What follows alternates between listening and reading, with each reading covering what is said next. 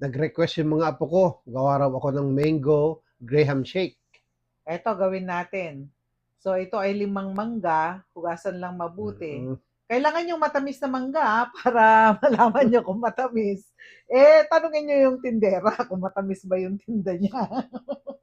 So ayan, hiniwa na natin. Ako yung natatawa kasi madalas ako Mm. maloko ng tindera.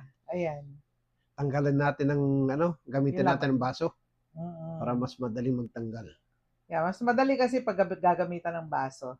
Tapos ito yung isang pack na graham crackers. Graham sabi natin, pero sa ibang bansa, gram sabi nila dito. Mm. Okay. So, graham na lang para Mm. magkaintindihan tayo. So, eto. ah anuhin natin, durugin natin kasi hindi tayo nakabili nung crush eh. Magandang gamitin sana rito yung crush. Walang available sa supermarket nung nagpunta kami. Kaya ito na lang. May food processor naman, kaya ayan, o di parang crush na rin, di ba? Parang one click lang. Mm. So ito, yung mangga, hatiin lang kasi dalawang timplahan ito. Yung Mm. 5 mangga, dalawang timplahan. Ito yung kinayod mo sa ano, no? Sa buto. Sa buto. Mm. Sayang din kasi, kayo rin yun ng kutsara yung buto. Maglagay din tayo ng 1 cup na ibap. Yung ating condensed, 3/4 cup yung nagamit namin dito. Mm. Kasi medyo matabang yung 1/2 cup eh. Kaya nagdagdag kami.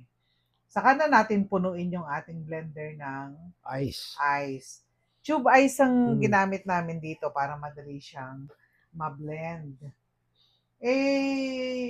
Dapat talaga dito may yelo. Mm. Kasi kung runny siya, para siyang juice. Diba? Ang magandang texture ng shake, yung para siyang scramble. Yes. Ice crumble. Ice crumble sa inyo, Mm. pero dito scramble sabi nila. Naalala mo yun, scramble?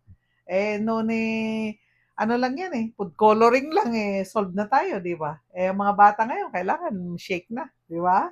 Medyo advanced na yung mga bata ngayon. Eto, medyo runny pa siya, kaya magdagdag pa tayo ng yelo. Para yung texture niya talaga, talagang shake. Yes. Mhm. Ito yung request ng mga apo namin. Ang init nga naman kasi ng panahon, something cold naman daw. O, di pagbigyan natin, gawan natin sila nito.